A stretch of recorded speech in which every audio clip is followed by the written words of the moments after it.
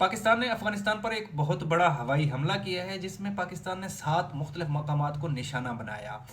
जंगी त्यारे गए वहाँ पर, उन्होंने अफगानिस्तान के बॉर्डर को क्रॉस किया और वहाँ पर जाकर 7 मकामात को हिट किया, जिसमें पाकिस्तानी हुकूमत का दावा है कि उन्होंने वहाँ पर कुछ दहशतगर्द छुपे हुए थे, उनको निशाना बनाया। कुछ दहशतगर्द जो पाकिस्तान में कोई कार्रवाई करना चाहते थे, उनको प्रीएम्प्ट किया, पहले उनको आइडेंटिफाई किया और वहाँ पर जाकर उनको ख़त्म कर दिया। ये पाकिस्तान का मौक़िफ़ है। और दूसरी तरफ से अफ़गानिस्तान का जो मौक़िफ़ है, वो कहते हैं कि इन्होंने आम आबादी पर, आम शहरी लोगों पर बमबारी की है, जिससे मुतअद्दिद मर्द व ख़वातीन मारे गए हैं, जो बेचारे अपने घरों में सो रहे थे। ये दोनों मौक़िफ़ अपनी जगह पे हैं, मगर पाकिस्तान में जब जब भी ये बड़े बड़े अटैक होते हैं तो उनका ताल्लुक़ कहीं ना कहीं पर जाकर अफ़गानिस्तान से ज़रूर मिलता है।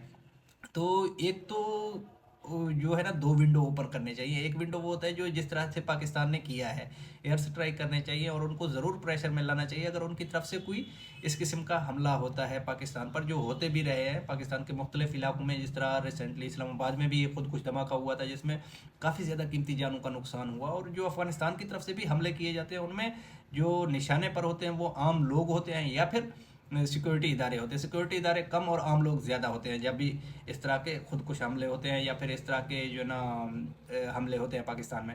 दूसरी तरफ जो अफ़गानिस्तान हुकूमत है, उनका दावा है कि ये पाकिस्तान ने एक तो सरहदी हदूद की खिलाफ वर्जी की है, हमसायों के हकूक़ का ख्याल नहीं रखा और वहाँ पर आकर उन्होंने आम पॉपुलेशन को निशाना बनाया।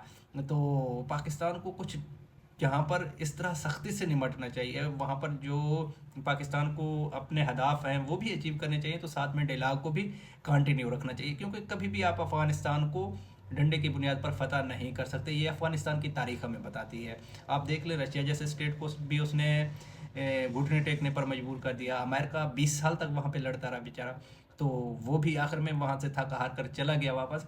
तो अब पाकिस्तान को, जहाँ पर हमारे जो ना बहुत सारी चीज़ें सेम हैं, तो वहाँ पर हमें उनके साथ डायलॉग करना चाहिए, उनको साथ में एंगेज करना चाहिए और साथ में जहाँ जहाँ पे हमारे अहदाफ हैं उनको भी टारगेट करना चाहिए। इसमें कोई दो राय नहीं है, लेकिन एंगेजमेंट का प्रोसेस ज़्यादा मजबूत होना चाहिए। जिस तरह के इमरान खान के दौर में इमरान खान ने बेहतरीन एंगेजमेंट किया था, तो उसके बाद पाकिस्तान में हमले काफ़ी ज़्यादा कम हो गए थे।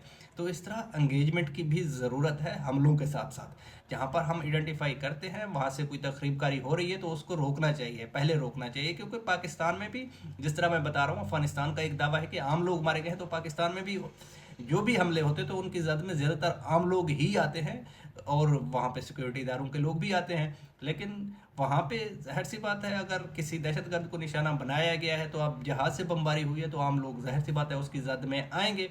तो इंटेलिजेंस बेस्ड ऑपरेशन होने चाहिए, लेकिन ये है कि साथ में कम्युनिकेशन को भी बहाल रखना चाहिए अफ़गानिस्तान के साथ, क्योंकि एक हमसाया है और हमारा जो ना मज़हब है, एक मजहबी रिश्ता है, मुसलमान भाई हैं, और साथ में जो ना जो पख्तून बेल्ट है, पठान हैं दोनों तरफ, वो एक दूसरे को बहुत ज़्यादा कदर की निगाह से देखते हैं या एक दूसरे के लिए बहुत ज़्यादा हमदर्दी रखते हैं। इसलिए लाजमी है कि पाकिस्तान जो ना KPK के ज़रिए उनको एंगेज भी करे और उनसे बातचीत भी जारी रखे, इस हवाले से जो पाकिस्तान में वो लोग वो कर रहे हैं, जिस तरह से वो आम लोगों को निशाना बनाते हैं।